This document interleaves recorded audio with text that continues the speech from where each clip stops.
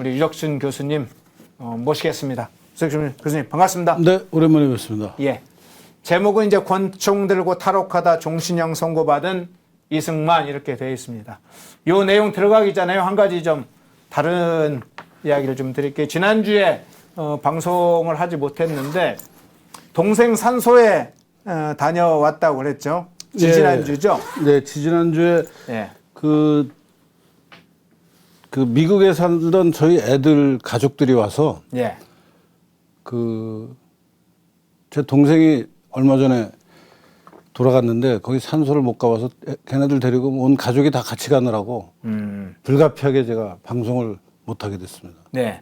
저도 이제 이 동생 유석진 교수, 서강대 정치외교학과 교수인데 제가 서강대를 대학원을 다닐 때 좀 뵌 적이 있어요. 네. 호프집에서도 만나고 예. 인사도 하고 그랬는데 마침 나온 김에 동생 유석진 교수님에 대해서 소개도 좀 잠깐 해주시죠.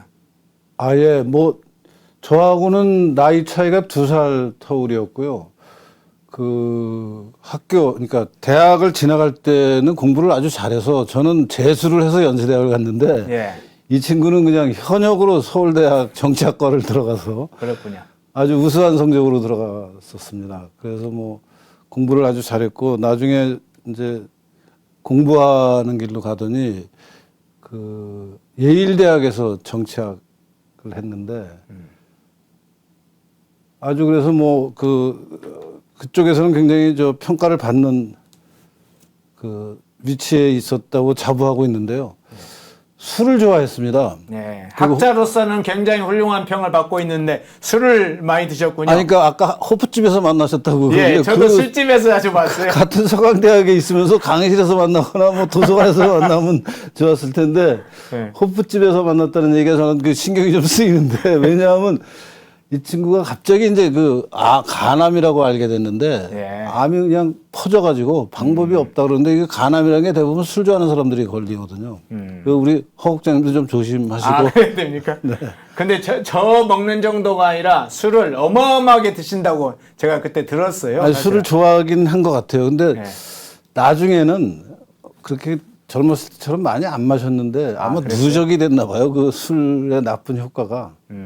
그랬습니다. 알겠습니다. 동생의 아픔을 그냥 방송에서 계속 할 수가 없어서 더 이상 이야기는 안 드리겠습니다. 대담 내용으로 넘어가 보겠습니다. 지난번 대담에서 과거 급제로 집안을 일으키려 했던 이승만의 꿈이 가보개혁으로 좌절된 이후에 국제정세의 변화가 중요하다는 이 막연한 인식을 갖고 있었던 이승만이 동네 친구 신홍우 형제의 권유로 배제학당에 입문하는 과정을 먼저 설명을 했습니다. 그리고 아울러 배제학당에 가서 영어도 배우기도 하고 자유주의 사상과 민주주의 제도를 배우는 과정, 금지되었던 기독교, 그것을 넘어서서 부한말 당시에 기독교 학교가 생겨야 된 시대적 배경, 또 이승만 당시에 학생이 졸업식에서 마지막 졸업생 대표로 조선의 독립을 주제로 한 영어 연설을 했던 것, 그 다음에 제국신문, 매일신문 이런 게 창간을 하고 논설을 쓰고 그런 여러 가지 행적들을 쭉 역사적인 시대적 환경과 함께 설명을 드렸는데요. 교수님, 오늘은 이승만 대통령 생애 중 어떤 부분에 대해서 어떤 활동을 좀 다룰지 간략히 먼저 소개를 해주시죠. 그러니까 배제학당 다니는 동안 여러 가지 에피소드가 많은데 이제 그건 대충 그냥 뛰어넘고 오늘은 그 배제학당 다니다가 이제 독립협회 활동하고 만민공동의 연사로 인기를 누리다가 감옥에 들어갑니다. 이제 맞으면 고종의 영린을 건드려서 감옥에 들어가고 감옥에 들어가서 무슨 일이 있었는지 아마 우리 시청자분들께서 이승만 대통령이 감옥에 간 사실은 잘 알고 계시는데 감옥에서 권총 들고 탈옥한 사람이다는 아마 모르실 거예요. 그래서 그 얘기를 좀 드리겠습니다. 예. 그 내용을 쭉 이어가 보겠습니다. 한성 감옥으로 가고 탈옥하는 과정까지 가는데 먼저 넘어야 할 선이 있으니까 사진을 좀 몇 개 소개를 좀 보여주시죠. 요 사진들 하나씩 보면서 좀 간단히 그 시대적 상황을 곁들여서 얘기를 해주시죠. 네, 저게 지금 독립문 자리 근처에 있던 뒤가 무악산이잖아요. 예. 무악재 이제 넘어가는 그 서대문 쪽에서 무악재 올라가는 방향에 있는 서 있는 문인데 저게 모하관입니다. 그러니까 말하자면 이제 중국을 그 사모하는 사람 그것을 상징하는 문이죠. 영업문이죠, 저건 예. 문 자체는 그러니까, 영업문이죠. 그렇죠. 예, 죄송합니다. 영업문이죠. 그러니까 중국의 사절이 들어올 때 저기서 이제 정부 관리들이 나가서 조선 관리들이 나가서 그 환영하는 영업문. 네, 네, 영업문. 다른 사진 한번 좀 보실까요? 예, 이게 요게 이제 독립문인데 그 저 독립문 왼쪽에 보면은 기둥 2개가 남아 있잖아요. 아, 그러네요. 저 기둥 2개가 영업문의 기둥이 남아 있는 겁니다. 그걸 제거하고 나니까 저 기둥만 저때 남았었나 그러니까, 보죠. 그러니까 이 영업문을 없애고 네. 그 근처 뭐 저기 한 2, 30m 될까요? 네. 거기다가 이제 조선은 중국으로부터 독립한 나라다라는 걸 상징하는 독립문을 세운 겁니다. 저게 이제 그 독립협회가 모금을 해가지고 그리고 왕도 좀 기부를 하고 그래가지고 저 건물을 지었죠. 예. 저 문을 지었죠. 예. 다시 좀 더 사진을 넘겨보시겠습니까? 예.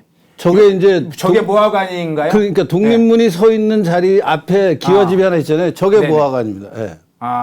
저기에 그러면 중국인들이 와서 사신들이 오면 저기서 주로 묵고 또 한국에 대신데 저기서 지금 접대를 하고 그랬나요? 그런 장소죠. 예, 모하관. 그러니까 아까 영업문, 모하관이 세트로 있던데 이제 네. 중간에 딱 독립문을 세운 거죠. 그래. 그것도 상징적이네요. 굉장히 상징적인 그 가운데 겁니다. 넣었다는 것도. 근데 많은 분들이 저 독립문이 네. 조선의 중국으로부터의 독립을 상징하는 문인데 네. 일본으로부터의 독립이라고 생각하는 분들이 없잖아 있습니다. 그렇군요. 자, 만민공동의 사건으로 넘어가야 되는데 넘어가 이 질문 하나 드릴게요. 고종이 이제 대한제국을 선포하고 황제로 칭했지 않습니까? 네.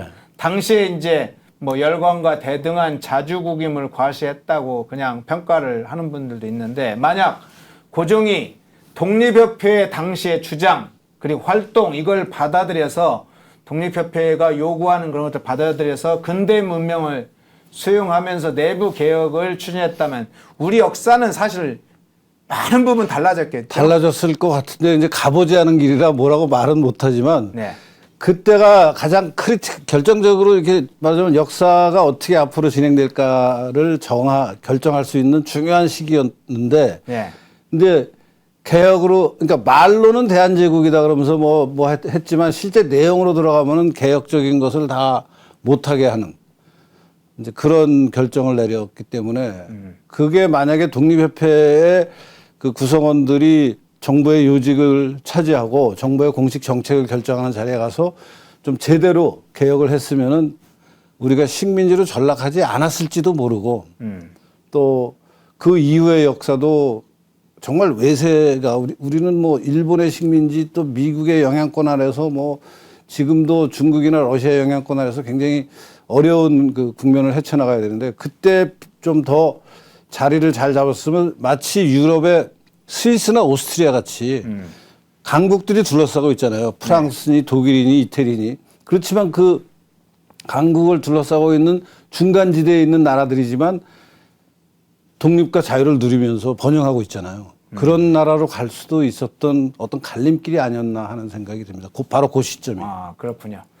자, 만민공동으로 넘어가 보겠습니다. 만민공동의 사진을 한번 좀 보여주시죠. 만민공동의 이정식 교수의 책 사진 한번 게시를 해주시죠. 예, 만민공동의 사진도 있을 텐데 만민공동의 사진하고 이정식 교수의 책 사진을 한번 좀 게시를 중간에 해주시면 좋을 것 같은데 이 독립협회와 만민공동의 활동 또 만민공동회가 집행되던 당시 이승만의 역할 이런 부분들이 상당히 궁금해요. 그러니까 이제 독립협회가 대중을 상대로 이제 정부를 비판하면서 그러니까 조선 왕실을 비판하고 조선 왕조의 결정을 비판하면서 이제 대중을 상대로 그 요새 같으면은 대중 집회를 연 것이 저게 지금 저 사진인 것 같은데? 네, 만민공동의 저 사진인데요. 지금 네. 그 화면에 나가는 것 같은데요. 저 뒤에 보면은 지붕이 쭉 보입니다. 네, 그러면 저 지붕이 상가, 저게 종로 거리에 상가 지붕으로 추정을 하는데, 네. 그러니까 저 길이 꽤 넓죠. 지금 저 뒤쪽에 기와집 지붕이 쭉 있는 게 저게 이제 그 상가가 연달아 있는 거고 이 오른쪽에도 기와집이 하나 보이잖아요. 그러니까 이제 양쪽에 큰 집들이 있고 그 집들 사이에 길이 꽤 넓은데 그래서 저걸 종로로 추정을 하고 지금 종로 2가의 보신각 근처로 추정을 하는데 거기에 사람들이 지금 구름같이 모여 있습니다. 사실 놀라워요. 지금 저 사진을 보면은 지금 이쪽에서 그러니까 사진을 정면으로 이렇게 바라보는 방향에서 연사가 연단에 올라가서 이제 연설을 하고 저렇게 많은 사람들이 모여서 마치 지금 광화문 집회 보는 것 같잖아요. 그러니까요. 구한 말에요. 네, 구한 말에. 아. 저기에 이제 저게 지금 그냥 상상화를 그린 사진인데 이제 그림이고요. 예. 저런 식으로 이제 연단을 만들어서 그 연사들이 앉고 이제 한 사람씩 올라가서 연설을 하는 거라 요즘 그 광화문 집회하고 모양이 비슷합니다. 그렇군요. 그래서 이제 뭐 위에 차양도 쳐 있고 햇볕 가리느라고 뭐 뒤에 저 국기도 그려놓고 저 태극기는 좀 나중에 나온 국기 같은데 저런 식으로 이제 요번에 뭐 예컨대 무슨 뭐 고종이 무슨 결정을 했는데 이것은 잘못한 것이다. 그런 식으로 이제 여러 가지 얘기를 정치 현안을 얘기하는데 이승만도 그 연설자 중에 한 사람으로 젊은 이제 연사로 발탁이 돼서 이승만이 제가 공부한 기억이 지금 나는 것 중에 하나가 절영도라고 부산에 영도를 네. 절영도라고 했어요 옛날에요. 예. 그 절영도를 러시아가 조차를 했나 그럴 겁니다. 영국인가 러시아인가. 예. 그것이 잘못됐다라는 연설하면서 인기를 굉장히 얻었다 그러더라고요. 그래서 그걸 바꿔라. 그런 연설을 하면서 이승만이 그 독립협회의 청년 멤버였는데 연설도 잘해서 저 청중들이 엄청나게 이승만을 그 연호하고 환호했다고 그런 기록들이 나옵니다. 그래서 저런 이제 사실 만민공동 활동을 하다가 그러면 고종에게 좀 밉살을 보이나요? 아니, 그러니까 만민공동회를 하니까 독립협회가 네. 이제 고종이 만민공동회에서 여러 가지 정책 대안을 제시하고 이거는 정부가 이래서 잘못한 거고 저것은 저래서 잘못한 거라 이런 방향으로 해야 되고 저런 방향으로 해야 되니까 야, 그러면은 마침 내가 이제 이 좀 나라를 새로운 나라로 만들어 보려고 그런다 그러면서 중추원이라는 걸 만듭니다. 예. 이게 중추원이 뭐냐면 요새 국회 같은 건데 뭐 국회랑 똑같은 건 아니지만 이제 국회의 초기 모습인데 황국협회라고 일종의 어용단체랄까요? 정부를 지지하는 단체. 황국협회에서 중치원 의원 25명.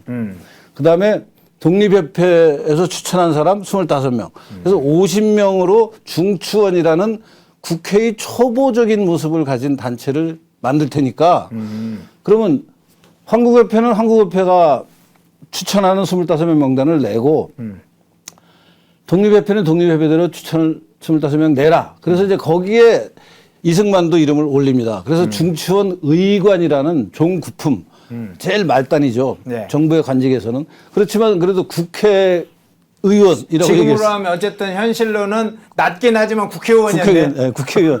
그러니까 초기적인 단계 국회의원으로 임관을 해서 네. 첫 번째 이제 그 중추원 회의를 합니다. 네. 중추원 회의를 하는데 여러 가지 얘기를 하다가 과거에 갑신정변 때 이제 나라를 좀 근대화 시키려고 하다가 이 사람들이 실패하고 일본으로 다 도망을 가잖아요. 네네. 그 갑신정변 때 뭔가 일 처리가 제대로 안 된 것 같으니까 그럼 그 사람들 지금 일본에 가 있다는 사람들을 다 불러들여서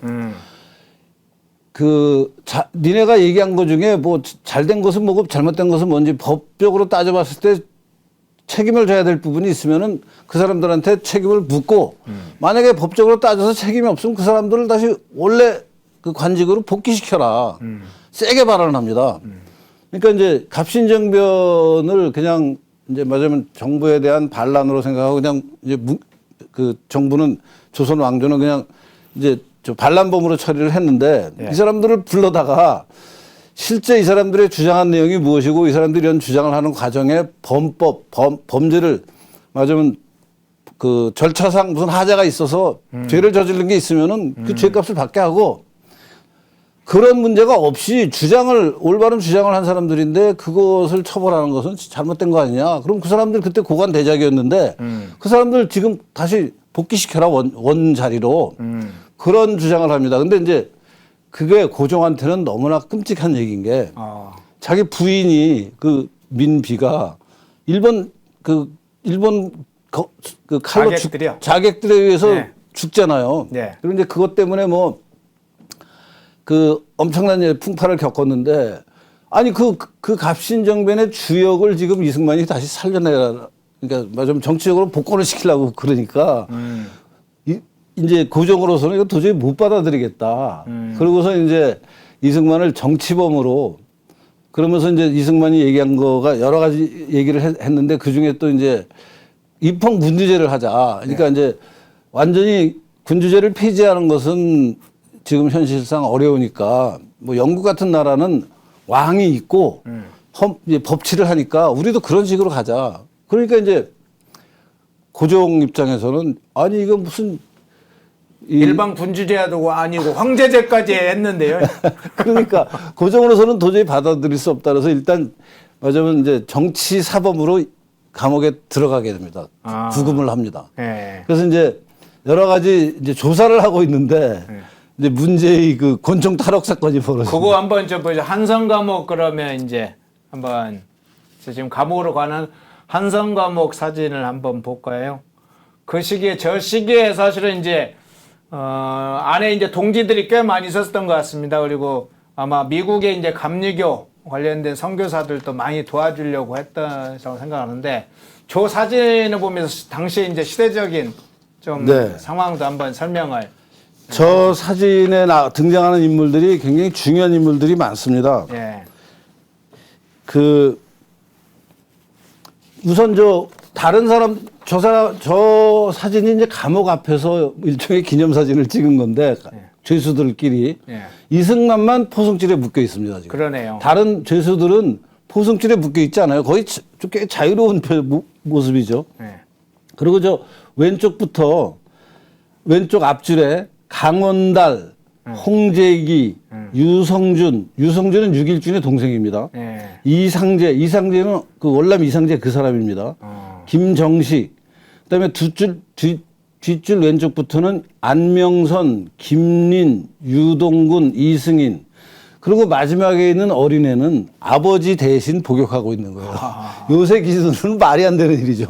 아니, 아버지가 죄를 졌으면 아버지가 죄를 살아야지 아들이 대신 살고 있는 거예요, 지금 저게. 네. 하여튼 저런 이제 사진을 하나 남겨놨는데 우선 주목하셔야 될 게 이승만은 이제 중죄인이라 보석줄에 묶여 있습니다. 그리고 나머지 사람들은 죄수들인데 그냥 뭐 동네에 마실 나온 사람들 같이 저러고 있고 뭐 심지어 저 왼쪽 뒷줄의 두 번째 사람은 무슨 한의사 같아요. 예, 상투에 이게 뭐라 그러죠? 이거 갓 비슷한 거 예. 망건을 쓰고 있고 저 사람이 김린이네요. 예. 그래서 이제 저런 식으로 그 한성 감옥에 있었는데 이제 이승만은 맞으면 정치범으로 누가 봐도 정치범이죠. 이제 국가를 이렇게 바꾸자 저렇게 바꾸자 하는 얘기를 하다가 고종의 영린을 건드려서 이제 저놈을 감옥에 넣어라. 그래갖고 감옥에 넣어서 네가 무슨 죄를 저질렀는지 이제 막 조사를 하고 있는 중인데 아무런 아직 판결이 안 나왔습니다. 네. 근데 이제 감옥에 들어가서 서상대하고 최정식이라는 사람이 이제 같이 감옥 생활을 했는데 서상대는 간성 군수였고 최정식은 독립협회 동지예요. 근데 서상대가 그때 사형 선고를 받았습니다.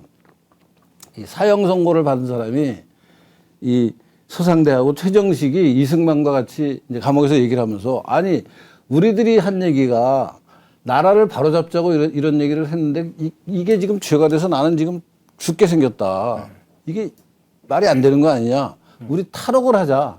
그래서 쇼생크 탈출하는 건가요? 탈옥을 도모합니다. 그래서 이제 그러면 이승만도 이제 탈옥에 동의를 하는 거예요. 우리 그럼 탈옥을 한번 해보자. 그래가지고 이제 당시 이제 이승만이 감옥에 들어가니까 그 독립협회에 관련된 사람들이 뭐 여러 가지 이승만을 위해서 뭐 예컨대 뭐 사식을 넣어준다든가 돈을 넣어준다든가 하는 거에서부터 이제 이승만 석방운동을 하고 또 관련된 그 이승만이 감옥에 갈 때 잡힌 거는 만민공동회 하다가 이제 만민공동회 하는 사람들을 보부상들이 그 한국협회가 보부상을 동원해서 만민공동회를 이제 마침 제압을 했어요. 예. 이게 막 무력, 그러니까 폭력으로요? 네, 군사력은 아니지만 폭력으로. 네. 그러니까 일종의 깡패들을 불러와서 이제 시위대를 제압한 거죠. 그래서 이제 막 잡으려고 포졸들이 잡으려고 하니까 이승만이 도망을 갑니다. 그래서 이제 도망가다가 배제학당 근처에 서양인 선교사 집에 이제 숨어 있는데 이제 맞으면 도피 생활을 하시는 거죠. 우리 허국장님 옛날에 좀 해보셨죠? 네, 도피 좀 해봤죠. 그래서 도피 중에 샤록인가 하는 그 미국인 그 의사 선생님이 선교사 의사가 이제 왕진을 나가야 되는데 이제 도피가 하루 이틀이 아니고 꽤 긴 뭐 보름인가 이렇게 도피를 했어요. 네. 근데 이제 별일 없으니까 그 서양인 선교사 의사가 이제 환자가 생겨서 내가 왕진을 가야 되는데 너 좀 같이 갈 생각이 있냐 그랬더니 이승만이 지루하던 끝에 잘 됐다 나 따라가겠다고 따라갑니다. 그러다가 지금 저 신세계 앞에 한국은행 있잖아요. 그 근처에서 순사한테 발각이 돼서 이제 잡혀서 감옥에 들어가게 된 겁니다. 네. 그래서 이제 감옥에 들어가서 저런 사람들하고 만나서 뭐 이렇게 저 활동을 하다가 탈옥을 결심하고. 근데 총이 어떻게 들어왔어요? 그러니까 그 탈옥을 이제 결심해서 이제 네. 탈옥을 하려면 총이 있어야겠다고 이제 해서 네. 총을 구해 달라는 부탁을 이승만이 합니다. 아. 그래서 이승만이 자기 고향 한해 후배인가 하는 그 우리가 주시경, 한글 학자 주시경으로 알고 있는 네. 주시경 맞습니다. 주시경이 누구냐 하면은 주상호. 그때는 이름이 주상호였어요. 주상호. 네. 주상호가 이제 이승만하고 가까운 사이였어요. 그때 이미 한글 연구를 하고 있을 때고, 이제 이승만이 굉장히 그 주상호의 한글 연구에 기대를 많이 하면서 나중에 저 2%에서 우리 살펴보겠지만 이승만이 한글 교육을 강조하고 한글이 얼마나 좋은 저 문자인가 하는 얘기를 하는 글이 하나 있습니다. 제가 소개를 할 건데요. 네. 그 주상호하고 이제 절친이니까 불러다가 그러니까 면회온 주상호한테 권총을 좀 구해달라고. 그게 주상호가 알았다 그러고서 네. 권총 2자루를 집어넣어 줍니다.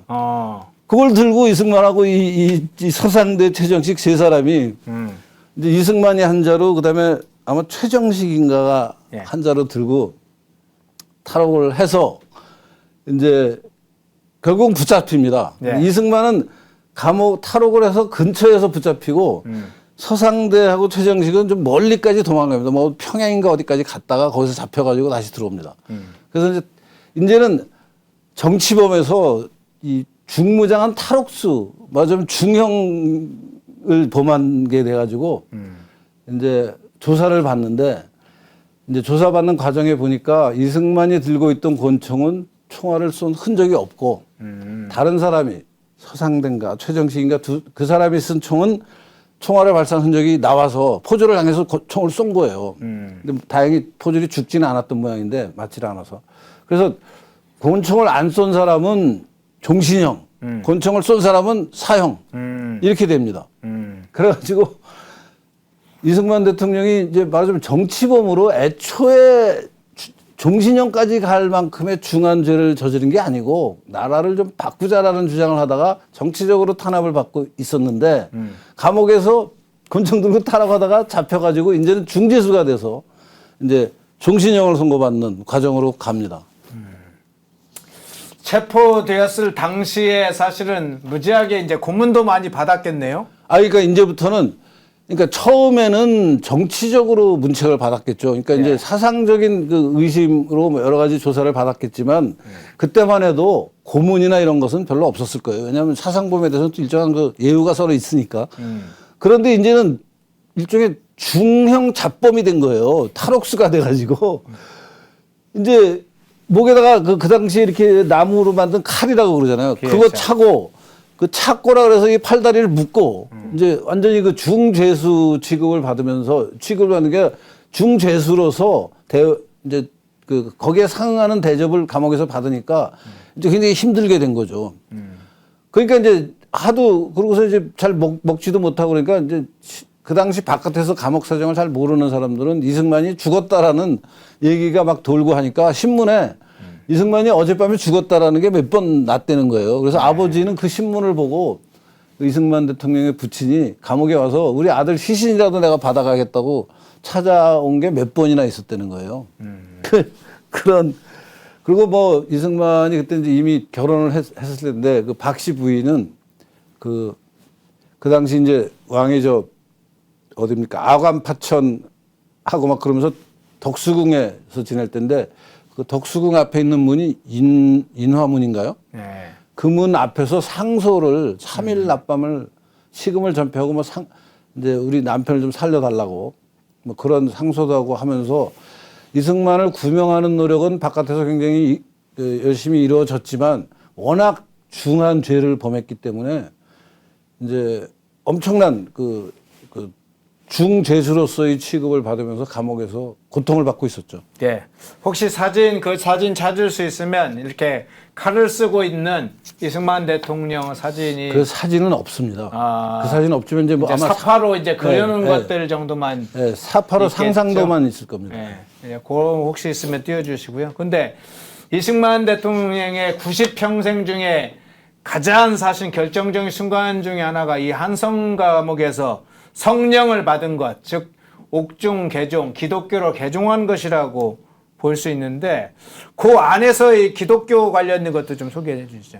그 얘기는 나중에 따로 한번 제대로 하려고 하는데 우선 말씀을 드리면 이제 그러면서 이승만이 이제 종신형을 선고받고 그다음에 이제 종신형은 죽을 때까지 감옥에 있는 거 아니에요. 그렇죠. 근데 이제 정치적인 바깥에서의 그 노력으로 이제 가명이 뭐 처음엔 종신형에서 징역 20년, 징역 10년, 그다음에 이제 5년 7개월 만에 감옥문을 나오게 됩니다. 실제 감옥은 만 5년 7개월 있게 되고 그 만 5년 7개월 있는 중에 처음에 한 1년은 엄청나게 고생을 합니다.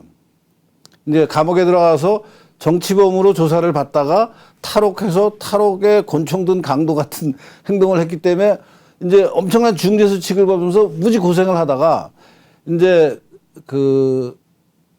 기독교에 귀의하게 되는 그 영적 체험을 하게 됩니다. 그러고 나서 마음의 평정을 좀 찾고 이제 감옥의 환경이 바뀝니다. 감옥에 이제 감옥을 관리하는 그 책임자가 처음에는 이승만을 좀 탄압하는 그런 입장에 있다가 나중에는 이승만이 재능이 워낙 뛰어나고 하니까 이승만에게 글도 쓰게 하고 또 감옥 안에서 도서관도 만들게 하고 이승만이 그래서 이제 이 영적 체험을 하고 나서는 감옥에서 콜레라가 돕니다, 그때.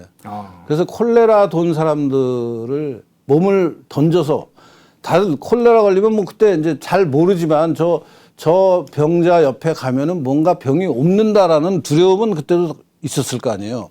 명확한 원인과 또 치료 방법은 모르지만. 그러니까 이제 사람들이 다 피하는데 막 그 냄새나고 하니까 그 어려움을 이승만이 개의치 않고 정말 헌신적으로 콜레라 환자들을 감옥에서 돌보고 하면서 이제 이승만의 완전히 그 옥중 전도가 엄청난 효과를 내고 아까 그 사진에서 봤던 그 감옥에 있던 높은 사람들 아까 보면은 뭐 육일준의 동생 유성준도 있고 또 월남 이상재 선생도 있잖아요. 그 사람들은 우리나라 맞으면 조선 후기에 조선 자체 내부에서 보면은 그 양반 계층의 최상층에 속한 사람들이거든요. 이 사람들을 전도를 합니다.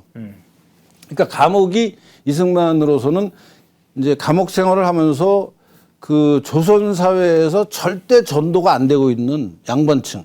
왜냐하면 바깥에 지금 선교사들이 우리 미국 선교사들이 들어와서 개신교를 전도하려고 뭐 정동교회다 내리교회다 이런 데서 이제 전도를 하는데 그때 전도의 대상이 되는 많은 사람들은 대부분 평민이나 천민들이거든요.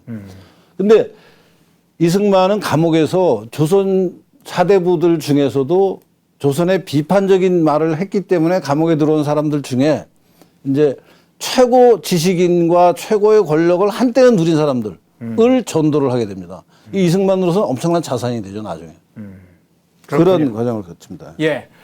다른 사진 한번 좀 볼까요? 제국신문, 좀 독립정신, 청일, 저게 이 시기에 이제 그러면 이승만 대통령 옥중에서 아마 여러 집필 또 저술 활동하면서 나오는 것들이라고 볼 수 있겠죠? 그 소개 좀 해주시죠. 네, 저희 제국신문이라는 게 이제 대한제국의 신문이다라는 거고요. 지금 저 이미지가 일권입니다. 그래서 저게 창간된 게 언제더라? 독립협회가 창간될 때하고 비슷한 때인데요. 그러니까 저런 식으로 이제 나왔고 맨 앞에 보면은 제일 위에 이제 신문의 제호 밑에 사설이 나옵니다. 그리고 쭉 뭐 그 이제 관보라 그래서 뭐 관에서는 어떤 일이 있었는지 하는 게 이제 기사가 저렇게 나오고요. 자, 그리고 다른 신문 한번 보여주시겠습니까? 독립정신이라는, 예. 이제 저 독립정신의 원고 기초가 지금 그 감옥에 있을 때 쓴 것이죠? 네네. 저거 독립정신은 지금 그 감옥에서 쓴 원고를 이제 미국으로 가져가서 미국 LA에서 출판이 됩니다. 그러니까 지금 우리가라는 게 하여튼 도서관에 가서 여러분이 확인할 수 있는 것은 LA에서 1910년인가 출판된 독립정신의 초판을 이미지로 볼 수 있습니다. 저도 하나 갖고 있고 이제 관련된 전문가들은 다 갖고 있는데 그것을 요즘 한글로 바꾼 게 지금 책에서 저 화면에서 나오고 있는 이승만이 짓고 박기봉 교정. 그래서 박기봉이 저분이 비봉 출판사 대표이신데 직접 교정을 다 보셨어요. 그래서 아주 정확하게 잘 정리를 했습니다.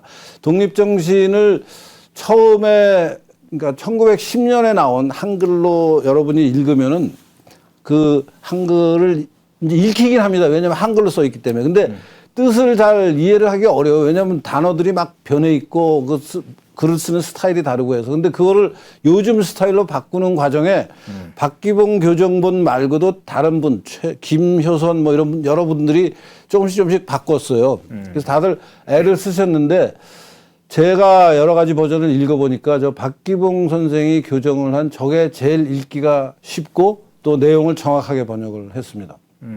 그래서 저 표지에 나오는 지금 그 이승만 대통령이 포승줄에 묵힌 저 사진이 독립정신에 실려 있어요. 1910년 LA에서 나온 그 독립정신의 저 사진과 온갖 사진이 실려 있습니다.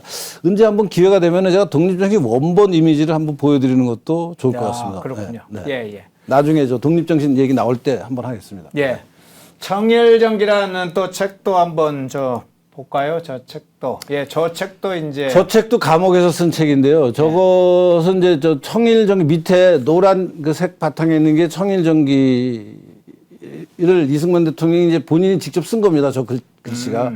그리고 저 서문임도 저 본인이 쓴 거고 저 서문이 워낙 인상적이라 저것은 제가 이제 김용삼, 김효선, 유석춘 세 사람이 이제 공편을 했는데요. 그 원래 청일정기를 요즘 말로 읽기 쉽게 거기다가 좀 해제까지 달아서 저 책을 냈는데 저 서문이 워낙 인상적이라 제가 저 책 표지에다 썼습니다. 그렇군요. 자, 감옥 안에 있을 때 책 이제를 보여드린 이유는 그 이제 여러 가지 저술 활동, 집필 활동을 하는데 그 흔적이 앞서 소개를 드렸던 책들로 드러났기 때문에 그걸 좀 보여드린 겁니다. 이제 제국신문은 상징적으로 좀 제국신문에 이승만 대통령이 감옥에서 사설을 500여 회 했습니다. 아, 그렇게나 많이 했습니까? 네. 그러니까 사설을 500여 했었다는 건 하루에 제국신문이 일간지였는데 그러니까 사설을 500여 했었다는 거는 1년이 365일이라뇨. 1년 내내 신문이 하루 종일 매일 나와도 365번이니까 500여 회면은 한 2, 3년을 쓴 거예요. 그러니까 감옥에서 언론사 사설을 썼으니까 감옥 생활이 그때는 굉장히 뭐 어떻게 보면 좀 집필을 위해서 격리되어 있는 그런 상태인데 그러니까 초반에 탈옥 직후에 한 6개월,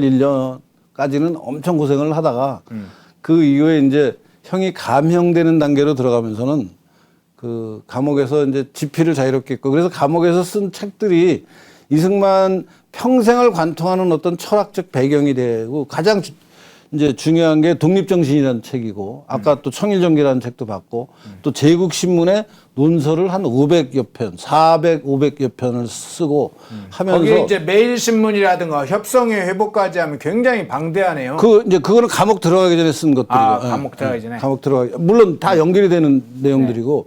그러니까 이승만 대통령은 사실 젊었을 때의 직업을 언론인으로 봐야 됩니다. 외교관이라고 이제 많이들 얘기들을 하시는데 외교관이라고 해서 완전히 틀렸다고 얘기하기는 어렵지만 청년의 그러니까 맞으면 사회에 처음 진출해서 전념한 직업은 언론인입니다. 글 쓰는 사람이었어요. 그리고 이제 그게 이제 외교적인 문제에 관한 글을 많이 쓰고 또 행동을 많이 했기 때문에 뭐 외교 전문가, 국제정치 전문가라는 말도 틀린 말은 아니지만 국제정치 전문가이자 언론인입니다. 그래서 이승만 대통령은 독립운동 내내 언론을 활용한 독립운동을 하는 거예요. 그러니까 무력을 사용해서 총을 쏘거나 칼로 찌르는 방법보다는 글로, 말로 사람들을 설득하고 국제 여론을 선도하고 하는 것이 독립운동에 굉장히 중요하다 하는 것을 말하고 실천한 그런 분입니다. 네. 네. 책 다시 한번 아까 올리려고 했던 책 젊은 날의 이승만 한번 보여주시겠습니까? 네, 저 책은 유영익 교수가 작년에 돌아가셨는데요. 예. 이제 감옥에서 이승만 대통령이 온갖 종류의 그 서류를 생산을 합니다. 그래서 옥중 잡기라고 본인이 이름을 붙입니다. 그러니까 옥중에서 쓴 잡다한 기록이다. 그게 이제 옥중 잡기고 그것을 이승만 대통령이 어딘가 이렇게 메모를 합니다. 이게 내가 쓴 옥중 잡기다. 그래서 그 옥중 잡기를 유영익 교수가 다 모아서 요새 사람들이 읽을 수 있는 방식으로 책을 낸 게 저 책입니다. 젊은 날의 이승만, 감옥에서.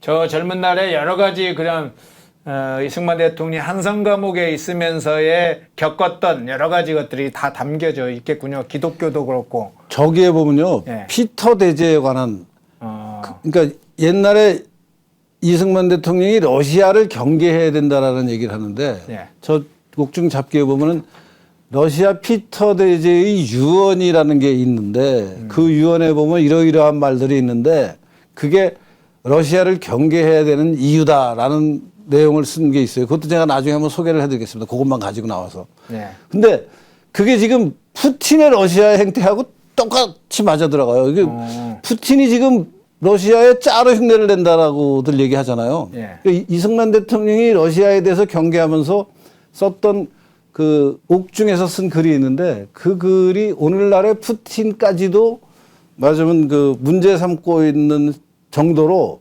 러시아라는 나라에 소련이라는 나라의 문제를 정확하게 지적하고 있더라고요. 그것도 놀랍습니다. 제가 그것도 나중에 한번 좀 자세하게 원문까지 소개해 드리겠습니다. 예. 젊은 날의 이승만. 저 사진을 보니까 잠깐 그것 좀 띄워주시겠어요? 조금 크게 한번 내면 한성 감옥 1899에서 1904. 네. 아, 저게 그 이제 기간 감옥에 동안에, 있던 시기입니다. 예. 예. 5년 7개월. 5년 7개월에 그런 옥중에 썼던 여러 가지 잡다한 얘기, 잡기. 잡기였던 기록을 남겼다. 저때 한시도 많이 쓰십니다. 한시. 한시. 그러니까 서양의 가장 최근 그 당시 막 그 서양에서는 예컨대 아웃룩이라는 잡지가 있어요. 예. 요새로 치면 뭐 타임이나 저 무슨 뉴스위크 이런 식의 그런 잡지부터 서양 선교사들이 보는 거죠. 예. 한시까지 정말 다양한 영역의 그 글을 남깁니다. 그렇군요. 기독교 관련된 거, 뭐 영어 공부, 뭐 번역 저술 활동 소개를 쭉 해주셨는데 아까 그 옥중학당 뭐 그런 것도 소개를 해주셨고 콜레라 환자도 소개를 해주셨고 한시까지. 근데 저 아까 그 사진 중에 다시 저게 무슨 사진인가를 좀 확인할 수 있을지 모르겠네요. 저게 아마 저 가운데 예. 이 만권 쓴 사람이 이승만입니다. 가운데 제일 중앙에 있는 사람이. 예. 저 이승만 대통령 얼굴 나오잖아요. 외국인을 만나는 장면 같기도 하고요. 저게. 그렇습니다. 저 장면이 뭔지는 제가 정확히 지금 모르겠는데 뭔가 그 저 영국의 해군들이 쓰는 저 모자, 그러네요. 그런 그런 모습이네요. 모자. 그다음에 뭐 하여튼 외국 사람과 조선 사람들이 만나서 뭔가 이제 그 길에서 만나가지고 지금 뭔가 대화를 하고 있는 것 같습니다. 감옥에 아마 들어가기 전에 또는 후에 만났던 장면 같습니다. 예, 오늘은 독립신문, 독립협회, 만민공동의 활동에 관한 걸 사진을 중심으로 보여드리면서 하나하나 좀 소개를 해드렸습니다. 특히 한성 감옥의 안에서의 투옥 중에 발생한 일들까지 시대적 배경과 함께 엮어봤는데요. 다음 주에는 대략 어떤 내용을 좀 소개해 다음 주시죠? 주에는 저기 이승만 대통령이 감옥에 있을 때 쓴 책들이 정말 엄청나게 중요한 책들이 많아서 아까도 말씀드렸지만 독립정신도 쓰셨고 청일전기도 쓰셨고 또 제국신문 논설도 뭐 400~500편을 썼는데 그때 제국신문 논설에 이름이 안 나와요. 그 글 쓴 사람이. 그러니까 대부분 추정을 해서 이건 이승만이 쓴 거다라고 얘기를 하는 건데 그 중에 대표적인 거 몇 개를 제가 골라서 좀 책 내용을 구체적으로 좀 말씀을 드리겠습니다. 그냥 독립정신을 썼다라고만 얘기들을 하는데 그러지 않고 독립정신에는 어떤 내용이 있고 어떤 말을 했는지 청일전기에는 어떤 게인지 제가 구체적인 파일을 갖고 와서 좀 이렇게 화면에 보여드리면서 설명을 좀 드리겠습니다. 예. 다음 또 사탄을 좀 기대해 주시고요. 다음 주 월요일 날에 또 유석준 교수님 모시고 또 역사 이승만 대통령의 생애와 업적에 관한 부분을 또 소개를 해드리겠습니다. 네, 유석준 교수님 고맙습니다. 고맙습니다. 모두가 숨죽이고 침묵하던 시절 펜앤마이크는 앞장서 자유와 민주를 외쳤습니다. 자유파 정권 탄생을 위해 싸웠습니다. 2024년에도 펜앤마이크는 쉼없이 달려갑니다. 2024 총선 자유파 승리를 위해 노력하겠습니다. 자유민주주의 체제수호의 선봉이 되겠습니다. 왜곡된 대한민국 역사를 바로 세우겠습니다. 2024년에도 펜앤마이크를 응원해 주십시오.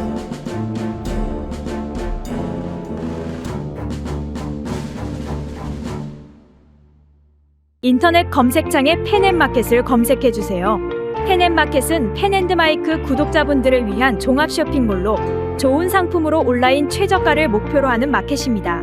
많은 관심과 사랑 부탁드립니다.